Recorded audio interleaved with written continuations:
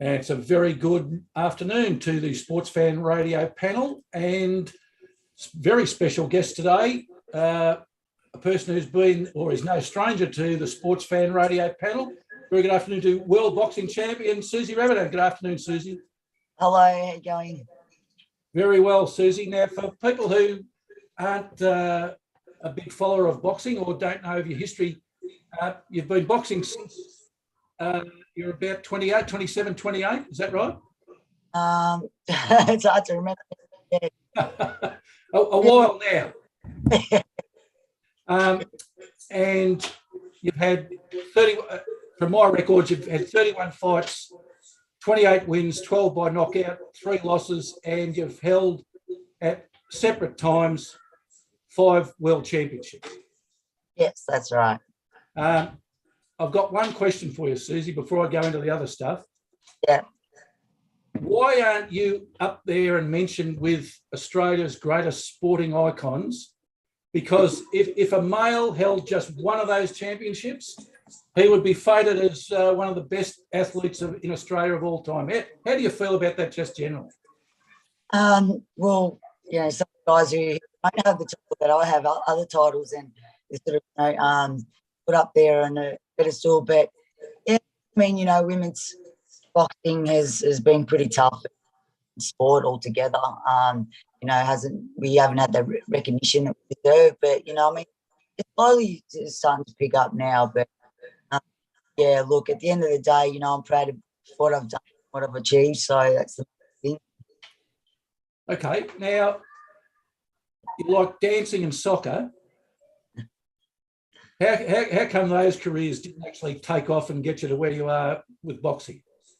I guess it was my destiny, but dancing's always been something I love. You know, growing up as a kid, it was something I enjoyed, and unfortunately at the time, you know, my parents couldn't really afford to take me to sort of schools and stuff like that. So hard and yeah, I sort of like you know, it's doing that, and then I started soccer, and soccer is that sort of helped me build my confidence, and you know, and it was a little bit of discipline and stuff like that. And I think that's where I sort of found myself a little bit, that competitive streak. And you know, I've always enjoyed sport, and yeah, look, soccer back then was, you know, not big at all for women. So and a couple of injuries and you know, sort of put me back with soccer, and I sort of went off the wrong track again. So I needed something to really discipline me, really challenge myself. So yeah, I took it further and got into boxing. So is it right that I read that you'd tried kickboxing before you actually tried professional boxing? I did a little bit of kickboxing, sort of more for sort of like training and stuff like that, just to keep fit and healthy. Yeah, look, they wanted me to I was asked to compete in kickboxing, but at that stage I was like, oh, I didn't want to get into combat sports. I don't want to get hit in the face. Yeah, I never really took it serious. And so despite those fears of not wanting to get hit in the face, you took up boxing? Yeah, it's bizarre, right? That was more the fact that being with my friends, enjoying life and stuff like that, and it was like, oh, well, what, get in the face. But yeah, I think things turned around for me, because I know I needed to find that self-awareness, development, and develop myself in terms of, you know, strength I have, just all sorts of things myself, and that's why I sort of took boxing a little serious. But yeah, I just really, because just to get fit, and had a few health problems at that stage as well, and yeah, like I said, just put me on track, and yeah, and I wasn't actually thinking of fighting, you know, just went in there to train and stuff like that. Funny too, because when I first walked in, trainers who was like, oh, no, girl, you know, you get hurt. I think once they said that sort of pushed me to show them, well, you know what, after saying I really want to show you guys that we're calling him a girl, and yeah, I enjoyed it. I loved it. that's when I started to take things serious. Okay, I might throw it over to the rest of the panel for some questions. Susie, can I just ask, because I share the professor's, unhappiness about the fact that there's very little attention given, well, certainly to you, but also to women's boxing, apart from the fact that the bloody media are hopeless on women's sport, which we discussed on the show. I just wonder whether you feel the pathways to women to world titles is not as clear and more difficult than it is for the men's side of the game. I think like when I started out, trying to get a title and stuff, because now there's a lot more girls. It's more so, I think, international. But look, there are girls, a lot more girls in now. I think it is getting easier to get titles for girls, but they're just not getting the recognition that we deserve. So, I mean, usually for a guy to get, it takes a bit longer and more work involved. And stuff like that. Now it just seems like, there's many girls who are sort of having a few fights and going for a world title. So I think those things have changed there. Whereas when I fought, it was sort of like you had to work your way up and get into the rating before you can have a shot at the title. I see your titles are in the WBC, IBF, WBF and OPBF. Is that right? The OPBF was get me into the, but the last title one was for the WIBA, Women's Boxing Association. Right. Yeah, my third weight division. Susie, just a quick question about female boxing and men's boxing. Pathways in Australia, is it not until you go to America where, the big boxing matches are done, the TV rights and things like that? How does a female boxer go through the Australian ranks then to move on to the international ranks in America? Well, as I said, it was harder when I was boxing because boxing wasn't so big. We only had sort of like Dean and Danny Green at the time, but now you've got like Tim Zoo. So you get, girls who want to get that experience, they can always fight on that card and get that exposure. So they can start off there and get some fights under their belt and get some experience. But, there's always these, obviously. So it's sort of changes. I think now it's big in the UK, probably big in America. And, the time that Germany at that time. So very I think that one sort of because that was in McGregor. So I think for the girls here, it'd be good to get just before they sort of go compete with the other girls over there. Yeah, but is it like a set guideline to get to a certain stage, and then you hit kind of that plateau, and you can't go any further in Australia? So then, like to pick yourself up and move to an international fight must be very hard.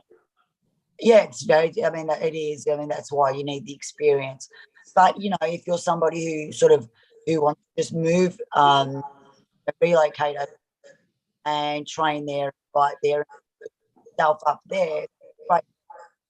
Not many people would know. It's a process, he's got this big fight.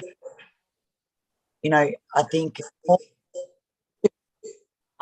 he's got also the fact because he's been fighting.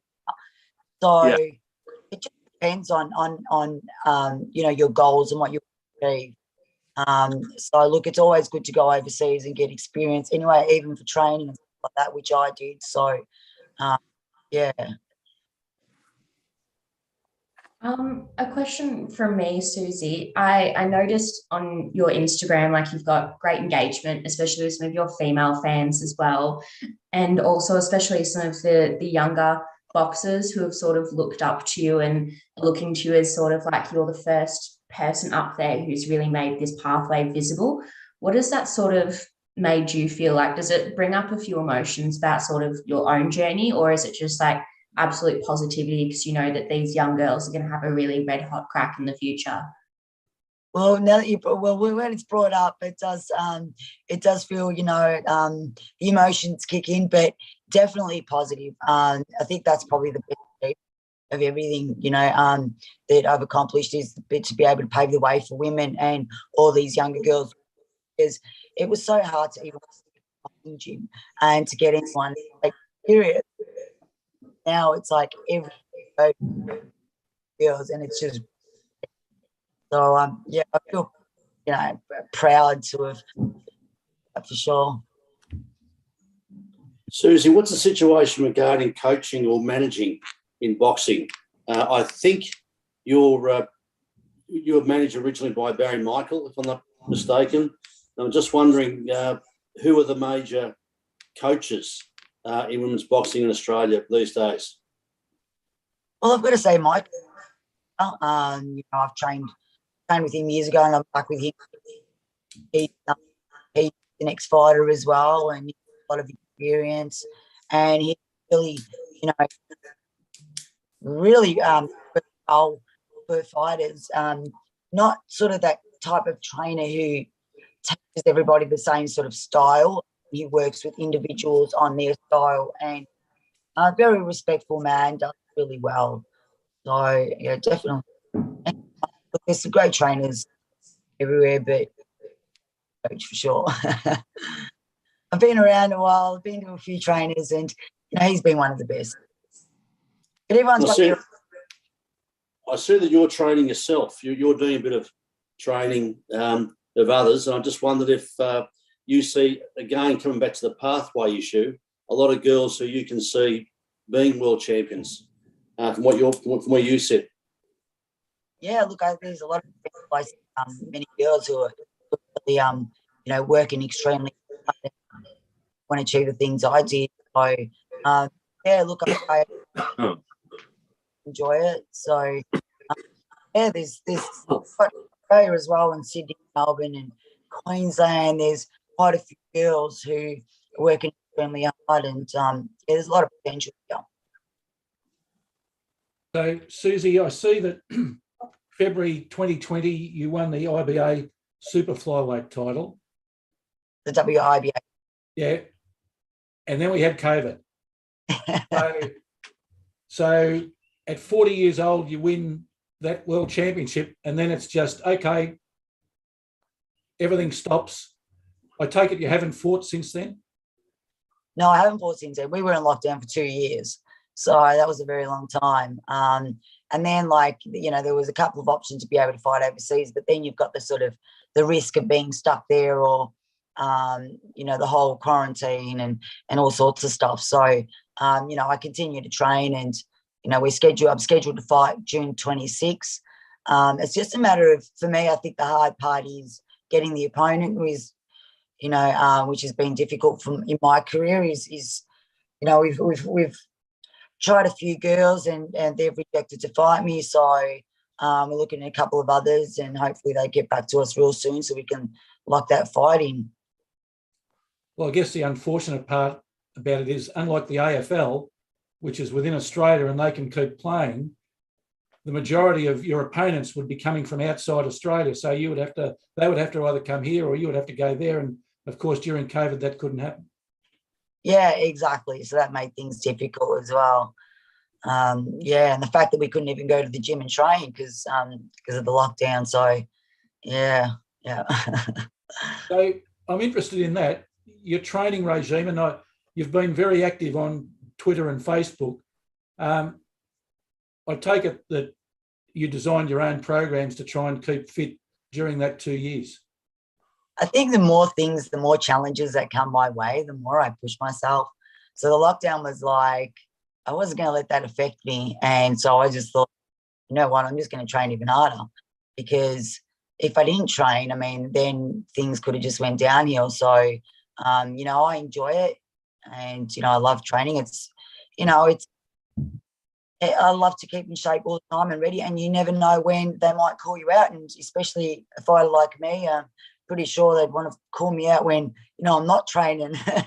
So I've always got to be ready. Just on a point that the judge and I made earlier, and this is questions we've put to male boxers as well.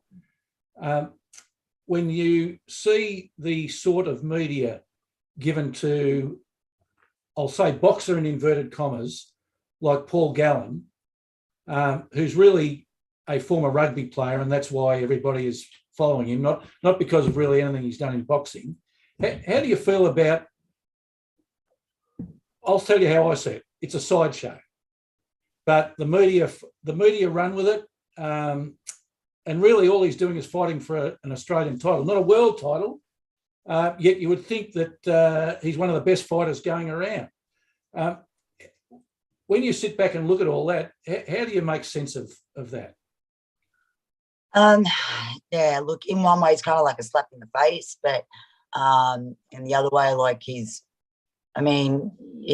also bringing boxing out in the media, but is boxing ever going to build up if we're always having AFL players and rugby players? I mean, that's cool. They want to have a crack. That's great. But I think the more they can have actual fighters who have been, even the males, like there are so many males who have been doing it for a long time and they don't even, get out there enough. So, I think they need that, to get those names for rugby players, football players, to sort of get eyes on the sport. But, if we don't have Gallen anymore now, are the eyes going to continue? No, they're not. So they've got to, I feel that they should start investing more on the fighters and, getting good fights, real good fights. And that way, people would follow boxing a lot more. Did you actually watch the fight? Yeah, I watched the fight. I did. Could we have your critique about his style and what you think of it? He's pretty rugged. He's, he's a rugby player, and I think just fight. He just didn't have any head movements, and he sort of just rushes in and just looks for that, wild punches and stuff like that. So, but it's to be expected from a rugby player. He hasn't, he's not someone who's been boxing for a long time. So it was always going to happen against someone who's been boxing for a long time. Yeah. So can I take it from that you would query some of his technique? Yeah, definitely needs to work on technique for sure. Maybe he needs to spend a bit of time with you. You can sharpen him up. Yeah, I could probably teach him a few things. So, Professor, can I just take that point on? If Paul Gallen took up tennis, we'd be saying he looks like a rugby player playing tennis, and it would be a sideshow. But yet it's boxing, and it just gets swallowed up by the media. To add on to Mark's annoyance, that must surely annoy you. Seriously. Oh, it's the media. They're always about, anything controversial or anything that sort of, and they don't really care what it is. So that's the sad part about the media. Instead of promoting our Australians and the good stuff they're doing and all the positive things, they'd rather just, promote all the circus, I guess. So any thoughts at this stage on when, or any suggestions on when your next fight might be? I'm scheduled June the 26th. Right.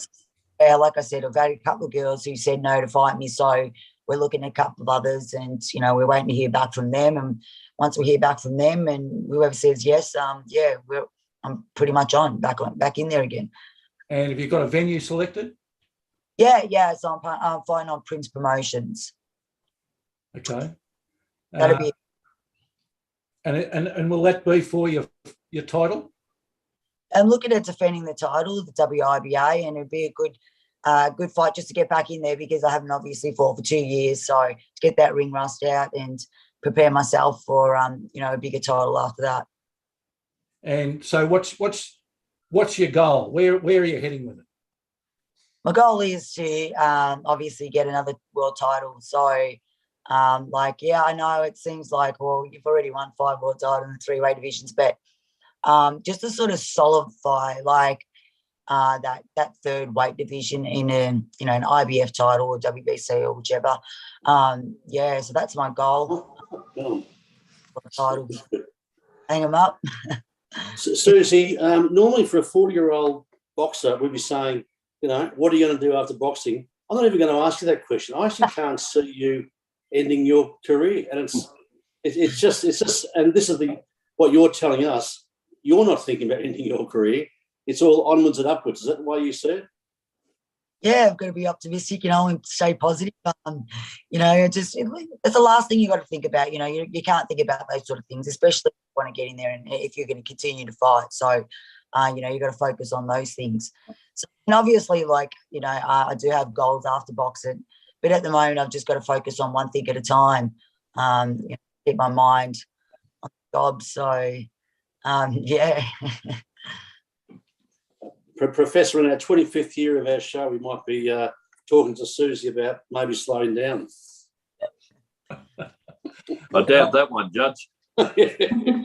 Well, I'll tell you what I can say is following Susie on social media like I do, if ever you feel like getting a lift or looking at somebody who's going to be positive about something, you can certainly tune into her social media stream, because you certainly feel better after doing it. There's no doubt about that. You come away feeling far more positive about what life might offer. So well done for that, Susie. All right, thanks for that. Appreciate it. The Energizer Bunny. Well, look, we wish you well. Yeah.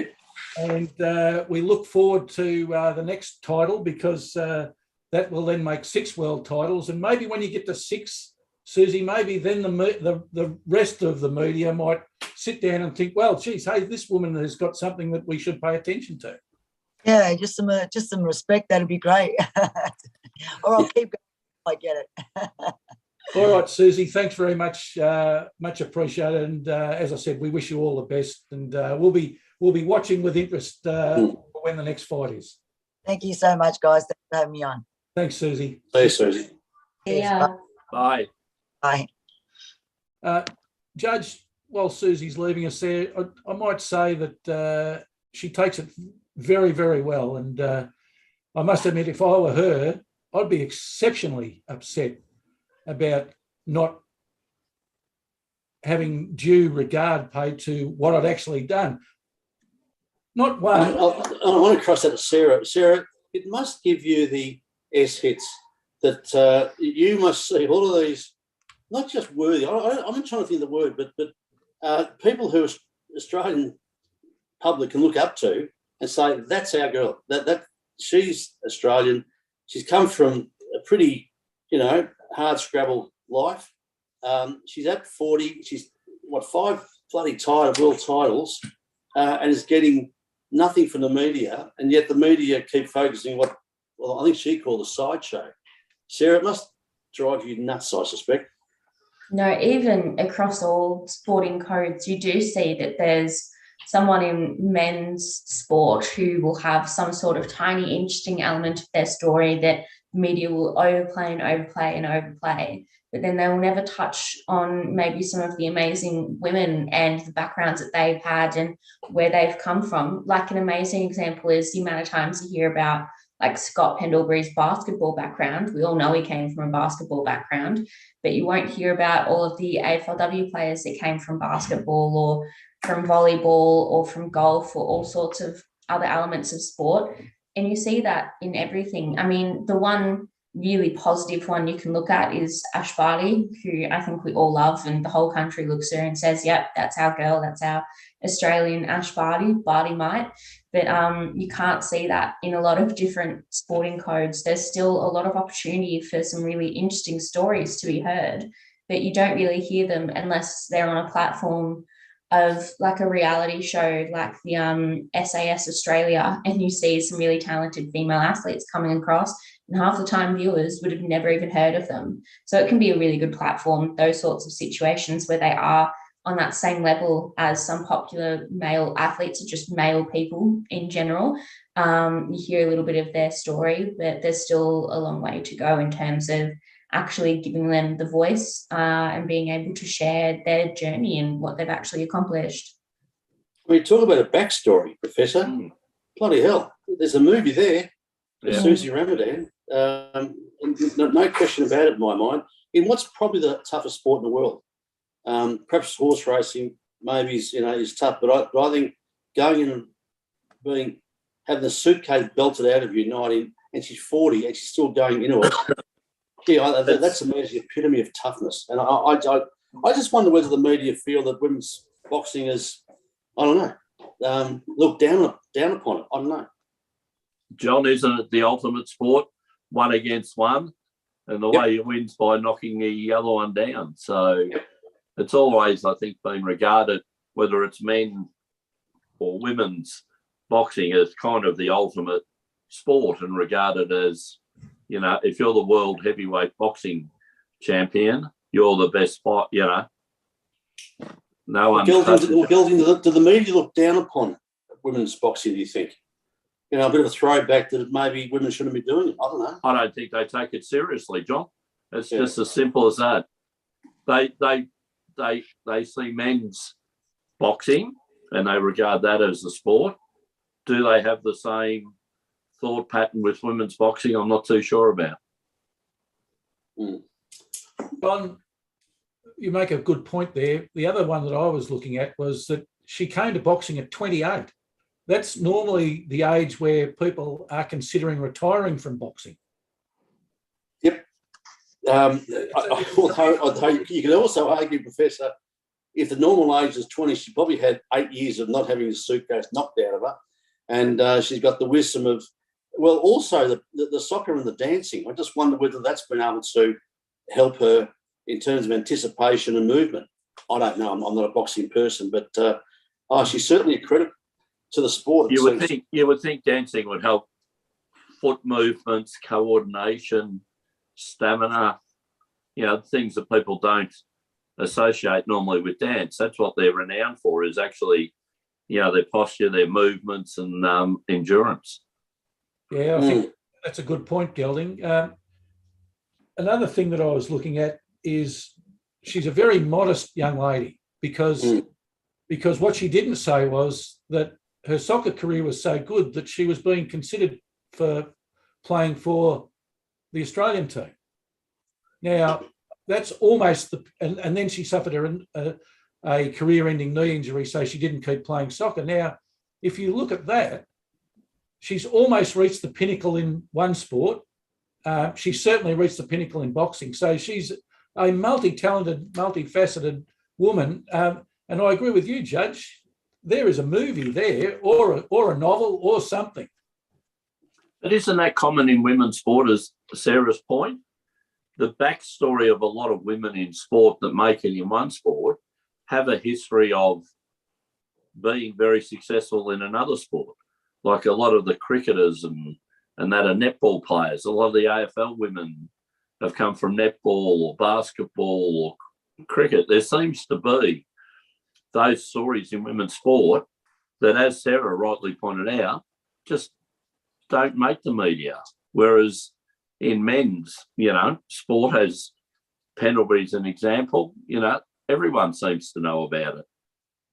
If her name was Susie Ramadan, for instance, you'd have to say that her career would be in the front page of the newspapers. In terms of her soccer or football, she was at least as good as Ramadan. In terms of her pugilism, she's at least as good as Tony Ramadan. She doesn't have the mouth of Tony Ramadan. She doesn't have the mouthy supporters of Tony Ramadan. And I think, like many women athletes, she suffers from typical female modesty. And I actually think that's half the problem with women, if I can call it that, Sarah. I think it's a problem for Susie Ramadan, because I think she's happy in her own, her own body. But it's a problem if women want to advance their sport and advance themselves, and certainly advance themselves financially. Really, you're not getting the media, you're not getting the money. Sarah? Yeah, and there's still that element of the lack of infrastructure where you can't be a professional female athlete in so many elements of sporting codes, because there will be male counterparts who get paid more and won't have to go to work and try and make a living in other elements. But you'll still see that it was likely when Susie was working her way up to the top, there were male counterparts that were getting paid twice as much as what she might have been getting when she might have been twice as much of the athlete or the spectacle to actually watch. But the lack of interaction from the media really disturbs that infrastructure that women in sport need. It's still very fresh and new that women are even allowed to do that sort of stuff. And you think about the existence of history, it's still relatively new that women have been able to vote. Like, it's just been this whole backlog of, we're now getting on top of it, and there's been a massive rush of females actually putting their hand up and wanting to have a crack at sport, and sports like boxing, which are incredibly male dominated at the moment. But there's still that lack of infrastructure to support the professionalism that male counterparts get. Just a bit of interest, her record's better than Conor McGregor's, Professor. Now you can say there's a lot of differences, and the money that the Conor McGregor field, but that's you can only fight who you put up against, and her record's better than his. And I'd hate to compare their pay packets. Well, Johnny, a bit surprised.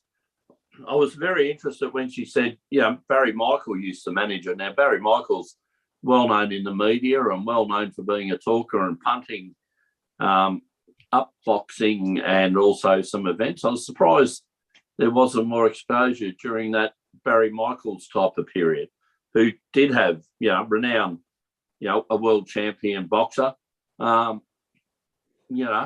always in the media. So I was a bit surprised there wasn't so much of a push there. Coming back to the original problem, I think he's a great promoter, Barry Michael, of his own fights and other fights, but just shows the difficulty of getting bums on seats to women's boxing events. Just got a little present for you here, Judge. Yeah.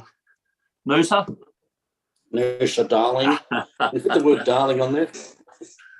all right. Well, we're still waiting for Lisa Caddo to join us, but we might start the discussion about the AFLW. And Sarah, I might ask you, there's no collective bargaining agreement in place at the moment. There's 3 months supposedly to the start of the next AFLW season. 18 teams, so 4 new teams coming in, a quick turnaround since the last season. Which other professional sporting organisation in the world is running so that nobody knows what the draw is, nobody knows when the draft is, nobody knows when anything is? You could probably easily say none. This has been a bit of a ridiculous moment for fans who want to engage in the product, for people who could have engaged in the product but haven't been engaged with because there's been that lack of news happening. And even just for the athletes who have absolutely no idea what they're doing. They don't know where they're supposed to be. They're trying to plan their life around it. And as we touched on before, the lack of professionalism in the AFLW at the moment means that female footballers have to work other jobs or try and find other streams of income. They can't base their life around what's going on there. So there's a big element of, well, what are we supposed to be doing and what happens next? But the fact that we don't know has really, really shone a negative light on the AFLW at the moment. Now, as I understand it, one of the sticking points in the CBA is that the AFL wants only 10 home and away matches for the next 3 seasons.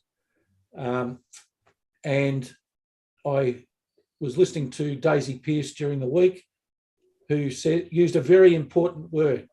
She says 10 games doesn't give the AFLW season legitimacy as far as she's concerned, especially when there's 18 teams involved. She said they might agree to 10 games this season, but there has to be some movement in the future on the number of games. And it's certainly not a bad observation. Absolutely not. And it does bring into question that element of legitimacy, because 10 games a season when there's 18 clubs involved sounds ridiculous. You can't get a proper indication of who is the best team in the league or who is even the top 10 teams in the league when you've only got 10 teams that one club's facing off against. If you've got someone like a Melbourne who's quite high up there and a very powerful team that just plays against 10 bottom teams, it doesn't create a good spectacle to watch either. People aren't going to want to engage in that product. If there's only 10 games and 10 of them are potentially just one team flogging 10 others. Sarah, the decision to have a season of 10 games for 3 seasons, that's not a decision to do something, that's a decision to do nothing. And it seems to me that the AFL are either discombobulated because Gill's leaving, and I think there's a bit of that, or they are really showing their colours that they just don't care about the women's game. I think, well, that'll do them. That's enough for the girls. And then we can get on to the real stuff. How do you see that decision? It's, disappointing. I guess it seems like it is being treated more like a preview to what football is meant to be, according to the AFL. But the 10 games just seems a bit ridiculous. And there's also the question of when those 10 games going to run. Are they going to run from August again? Is it going to be maybe 10 games from August and then 10 games kick off again in February? Is it like 2 seasons a year? What's the plan there? And why are they only doing the 10 games? Because it also, again, that element of professionalism, you can't train for the remainder of the year to be ready for that one game back. You don't have the right infrastructure at clubs or the support, because I assume that also, if they're only playing 10 games, they would get paid less because they're not playing and dedicating the same amount of time. You can't expect the athletes to just sit around and wait for when round 1 starts again, or take care of themselves when they don't have the right support to actually continue to better themselves as athletes. My suspicion is that they're worried that the girls are going to cost too much, that if they have a proper season, a 22-round or 20-round season, it's going to cost twice as much. The men have already said, we don't care what the women do, as long as it doesn't affect us and it doesn't take $1 off us. They haven't finalised the broadcast agreement as yet, and I think they're just frightened that the women's game is going to cost them too much. So, Judge, any good organisation, and you've done plenty of study in logistics and those sorts of areas, any good organisation has a long-term plan for what they will look like in the future. What is the AFL's long-term plan for the AFLW? I challenge you. Who would know? I've seen their plan, Professor, and it's the plan you have when you don't have a plan. And so you get the best spin masters you can find, get them to make a fancy document with all of the BS bingo in it, release it to the gullible, naive and public, and that'll do. Unfortunately, it does do. Everybody seems to be accepting it. We don't. Sarah, I don't think you do. And so I just think the women's game's got to get angry, but it's just the AFL subjugation of all aspects of the sport, which is playing out a game. Gelding. Guys, I just think, look, John's previous points is just so spot on. Women's football would be better run out of if the AFL was not involved in it. It's tokeism, it's a farce. Nicole Livingston, have not been heard of. If you look at a talk, you're talking about starting a season in 10 weeks' time. August is only 10 weeks away, and you haven't got a draw, a draft, a fixture. Look, it's just tokeism. It's a farce. Gil McLaughlin's not commentating on it. Nicole Livingston's not doing anything. Really, the women should just pack up and form their own. Be like the Tennis Association or the Golf Association. Form their own.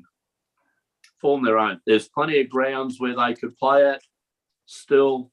Have a proper football season. during the football season. I think John has just got it spot on. Get it out of the AFL hands. So we've discussed the tip of the iceberg we can see. How about these things that aren't normally mentioned? First of all, when's pre-season training start? Because the start of the season hasn't been determined yet. When will the practice games be played? Because we know if the season's going to start, there must be practice games. So that Gelding, you say 10 weeks. It won't be 10 weeks before they start playing. It'll be fewer because there's got to be at least 2 or 3 practice games. That's just normal and natural. I just said 10 weeks before August, Professor. That's right. All this has got to be fitted in this 10 weeks time plan if they're starting in August. But these things aren't discussed. It's just absolutely amazing. The other thing is, and you mentioned it, Gelding, about Nicole Livingston. She's taking time off to commentate on some swimming championships. How could you possibly be doing that unless you really have no input into the decisions that are being made? Just goes to show, well, Professor, let's call it for what it is. Have we called her a token mouthpiece for the AFL previously? Could that be a reasonable summary of her position? And now she's doing the swimming, which is her background. But one would have thought this AFL football season being so close and everyone wants to know answers, if you're the CEO of it, you're responsible for it. Yeah, very, very disappointing. I think it's a watch this space and it's an ongoing thing that's going to challenge us. Isn't it a free kick against the AFL, Professor, dropping the ball? Yeah, I think it is a free kick. Sarah, we might finish with you. Just your thoughts, just generally as a person who plays AFLW, or women's football, sorry, person who plays women's football, how you see all this playing out and whether it is upsetting as far as you're concerned or not. I couldn't even put my finger on where I think it would be playing out because there's just been such a drastic lack of information coming out of the AFLW and the AFL about the issue, which they might not even see as an issue. I have no doubt there's people behind the scenes that do want this to work out, and they maybe don't like the idea of a 10-game season, but it's just disappointing. I guess my biggest concern coming from a marketing and media background as well is that there has been zero communication about what's going on. So they're losing that engagement of fans that they've already so drastically lost after COVID. All of that development they saw following the start of the season and that momentum that they were growing and growing and growing, it was pretty much just pushed to a halt.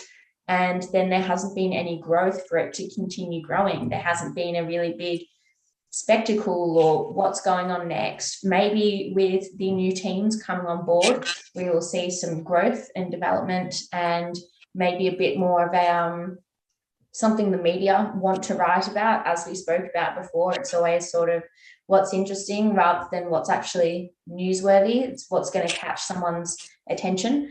But yeah, it's going to be a big concern for me is what they actually do to keep fans engaged and continue engaging people to make sure that this game doesn't become just a token sideshow, that it's actually a good product that people want to engage with. Okay, thanks, Sarah. As I said, it's a watch this space, definitely. Let's look at NRL Round 10 and someone who's been more patient than usual today, Paul Dalligan, keeping his comments to himself, obviously. Paul, I got a text from Schooner on Friday night, late Friday night. His question was, where's the magic?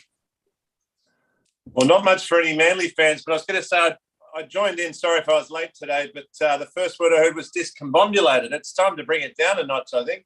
And let's talk some rugby league, Professor. But Manly was absolutely pounded by the Broncos, and that man again, Adam Reynolds, the superstar that he is, that the Rabbitohs unwisely let go. 38-0. He would have felt worse than those women cut in half in Las Vegas in those Magic shows, I'd say, Schooner, because there's not much magic if you're a Manly fan at the moment. Des Hasler looking a bit lost afterwards, but I can tell you this, they're still sixth favourite with the bookies, Manly, so there's plenty to come from them, but they've just absolutely pounded. There's been a few poundings up there. They should have maybe called it the Pinata round, Professor, because the Storm copped a bit of a pounding as well from the Panthers. Cameron Munster suggesting they played like under 12s. And when that was put to Craig Bellamy, his head almost exploded. He said, well, the opponents must have been under 16s, which I thought was a bit disrespectful. But the Panthers are far and away the best team in the comp. They showed the Storm up for what some were saying they needed, which is a bit of a reality check. But the Storm were missing their starting halfback. They lost him late on the day, so that's not easy when that happens. Jerome Hughes. And the man of the moment, Ryan Pappenhausen, was out as well. But as the Panthers stand-in coach said, with Ivan Cleary away injured with a knee injury, you can only play who you're playing. So the Storm fans and the Manly fans wouldn't have enjoyed too much the Magic Round. And you, Professor, you certainly wouldn't have felt like you're at Vegas with David Copperfield when your Dogs couldn't beat the Knights to start the whole Magic Round off. Well, we played the Knights back into form. Yep. There was no dubs coming out of any hats or anything like that with the Dogs. There was no magic tricks at all. And Phil Gould, surely this is a magic trick. He'll probably cut Trent Barrett's head off, and I don't think it'll be going back on because the way the Dogs are playing, it's pretty woeful, Professor. I can't polish it for you. I'm sorry. No, I don't think you can. Your Rabbitohs, after a very good first half, went to sleep in the second half. Lucky to get away with the win. Well, we've got Gelding online. We started off like it was a greyhound race. The problem is it was 2 laps of the track. So we're lucky we weren't run down. If it was anyone else, we probably would have lost that game. 32 to 30. Shame we don't have Mark Fiorenzi on, because if it was a soccer match, it would have been 5-1 at half time. And the Warriors have got it back to 5-4 effectively, if you want a soccer analogy. So the Rabbitohs back in form, I guess, but those lapses, if you have those against any other team, would be dangerous. A player to watch, you would have enjoyed Rhys Walsh. He's a massive chance of playing fullback for the Maroons in State of Origin, which is coming up very soon. He's an absolute superstar, Rhys Walsh, and it wouldn't surprise me if he gets the number 1 jersey ahead of Kalen Ponga, who's not having too great a year this year, despite signing on for mega bucks. So, Paul, the Titans and the Dragons, I watched that game with interest. Kevin Yap would have died 1,000 deaths. They had the game. They didn't have the game. They could have won it. They didn't win it. And they lost it in a most Dragons-like way. Yes, it was pretty tough for the Dragons. It's always throws up some great matches, this Magic Round. Those Titans, a lot of home fans would have been there at Brisbane, not too far from their backyard. It was a great game to watch. Standard was good, and the Dragons just couldn't put it away. And the Titans had a good win there. So there's still some life in those Titans. And I would love for them to make the 8 when we look at how the Suns are going. And don't ask me about GWS, but it's tough to see Gold Coast struggling in all sporting codes. But it would be great to see those Titans somehow sneak into the 8, Professor, if they could. We've got 3 great games this afternoon, which I might enjoy watching some of. We've got the Sharks and the Raiders coming up at under an hour's time. The Raiders are outsiders over $3, but I'm tipping them to win. I just think Nico Hines, who's been one of the players of the tournament or of the season, he's being shifted back to fullback. Now, I just think that might affect the Sharks' chemistry. I just think the Raiders could be due, and one of our favourite coaches, the always animated Ricky Stewart, he could go into the surf afterwards, I reckon, up there in the Gold Coast if they can get a win. I think they're a big chance, the Raiders, this afternoon. So is that a Dalligan special for this afternoon? Oh, not at $3.50. I don't slap the special on anything over $3, but I just think it'll be a great game to watch for those that can. The one I'm really looking forward to is the Roosters and the Eels. Very interesting during the week is the Munster talk to the Roosters now. You might laugh about it. They've got the salary cap sombrero, as it's called. with their main benefactor, Nick Politis, writing the checks. They've done things like this before. It would involve about 3 players going out the door and Munster coming in. So watch this space. I don't know how you'd feel if you Luke Keary being offered up as a trade bait or as a sacrificial lamb, I guess if you call it, to get Munster in. But there's a lot of talk about Munster around and he could end up at the Roosters. I think Gus Gould will make a play for him at your Dogs, Professor. You need all the help you can get. But the Eels, who they're playing, were electric last week in beating the Panthers, who no one thought that was possible. People were talking about the Panthers winning every match, but this is such an open comp. No one's going to win every match, I don't think, ever.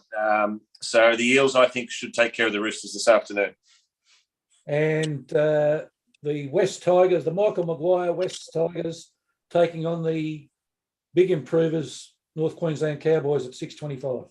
You got F-Bomb Maguire there from the Tigers. They've been playing not bad, but those Cowboys are the big surprise. I think I tipped them for the spoon, Professor. So I've got an omelette on my face, but they're going very well. They'll be too strong for the Tigers, and just lucky we don't have a microphone in the Tigers coaching box because there'd be a lot of F-bombs. I think Craig Bellamy might have eclipsed him on the F-bombs there last night. If we had have had him mic'd up, let that never happen because the kids will have to switch off if there's a microphone in the Storm coaching box. I just think that they're a big show, the Cowboys, but the upset of the afternoon, the Raiders and the Eels will be too classy for the Roosters. So final scores, Sharks Raiders. 20-16 to the Raiders. That's the outsider. Eels, I think 24-10 over the Roosters. And then I think that 26-18, I think, in the night game tonight with the Cowboys running away with that one late in the day. Okay, one question from a Bulldogs fan. There was a promise that the Bulldogs would be better given the influx of, in inverted commas, talent over the off-season. I think it's fair to say that the Bulldogs aren't better. And I think it's fair to say what happens with a guy like Matt Burton, who was supposed to be the star, when he doesn't have a superstar team around him like the Panthers, as good a player as he is, it's often with players, those around them, that allows him to be so good. So that the query there would be Munster if he went to a team, no offence, like the Dogs, whether he would suddenly change everything around. I don't know about that strategy about selling the farm to get one good player in. You're better to build it up with a team. But the Dogs, they were really bad against the Knights. They really were bad because the Knights are not playing like a good team. And as you said, they look like a team in form, Professor. So Gus Gould is not a man who sits around waiting. There'll be something happening and something happening pretty soon. And you might get a Leon Cameron type moment where Trent Barrett falls on his sword before he has Gus's axe take his head off. Yeah. Okay, Paul, thanks for that roundup of round 10 in the NRL. Gelding, before we go for your tips today, during the week, we saw, and we've spoken, it's prescient that in the weeks leading up to this week, we've spoken about the effect a jockey has on whether a horse can win a race or not. Now, during the week, a trainer thought they had trained a horse to the extent that they would win a race, a 2-lap race of a race course, only to see the jockey after the first lap go for the whip and believe that he'd saluted, but there was a further lap to go. And of course, that horse did not win. Could we say in that case, the jockey was 100% to blame for the horse not winning? Professor, one for the judge. Judge, if I'm not sure whether you're aware of the story. I just heard about it for the first time now, Gelding. Extraordinary. It was a 2,800 metre race, which was going to be a lap and a half of a lap and 1,200 metres of the course. Michael Poy, who's a young jockey, is Michael Clark's son. You know, Michael Clark was a very good Melbourne Cup winning jockey. So Michael Poy's grown up around racing all his life. He took this ride. The original jockey for the horse was not available, so he had a pickup ride. He became aware they were all going out for a 2,800 metre race. So he decides to take off 600 metres from home on the first lap and pass the winning post 6 lengths in front that time, and then started to pull the horse up as the other jockeys just continued on with the race, caught up with him. And then he, all of a sudden, there was that thought passage of, wow, I better get going. Now, surprisingly, the horse ran second last. The stewards have suspended Michael Poy for 2 months for the ride. No contribution to the training of the horses. You know, the owners that have paid to get this horse to this position, for the jockey just have a brain fade and just go, oh, well, sorry. No penalty, no reimbursement for the owners, no reimbursement for the trainers, just the jockey gets 2 months. And now has had the nerve to appeal that he believes the penalty is too severe. Well, I think they should also add retribution and compensation to the owners and the trainer for what could only be called a negligent act. I was going to say, I'm just reading about it now. The trainer wasn't on track, which might have saved him his life possibly. The son was there and he said Dad was more stunned than anything. When he got back to the scale, everyone could tell he was upset, so there was no need to bash the poor kid. You'd have to hope he'd be upset. If you're smiling about that, there's something wrong. Yeah, the owner, the son of the trainer said, you better be careful of Mum. She was the weighing out clerk, and apparently he said his worst sprays have come from Mum. So, look, it's the same as anything, as you gentlemen are well aware. If you don't perform in your performances of work, you can be sued, can't you, for professional negligence? You can. And imagine being the owner, Gelding, because he's won the next race, if you don't mind. Jockey. I've got to admit, Mark and I have seen some sprays given by owners at racetracks. Yes. I think thoroughly deserved and just a completely unprofessional action. And John, to your question about the effect of jockeys on horses, that's a prime example of one, the effect that they can have. Well, I said the other day that I thought there should be a form guide for jockeys to see what sort of week they've had with their life. But I'm not sure if you can do much about stupidity. But then again, somebody might have told him how far 2,800 metres actually is. But that's an amazing story. Gelding, just remind me, what happened with that Douglas White, the Hong Kong jockey? Didn't he pull a horse up, or he didn't know where the finish line was, or something or other? Oh, there's been a few, about that. I don't bring to instance that one, but yeah. I think he stopped riding it because he said, I forgot where the finish line was. It's like Usain Bolt stopping running. Well, he does stop running at 80, but he goes faster. It's pretty hard to remember where there's only 2 tracks in Hong Kong where he was riding. So no, that was here. Was it? He came out here and he stopped riding, and they said, what happened there? He said, I didn't know where the finish line was, so I just gave it a rest, packed it up.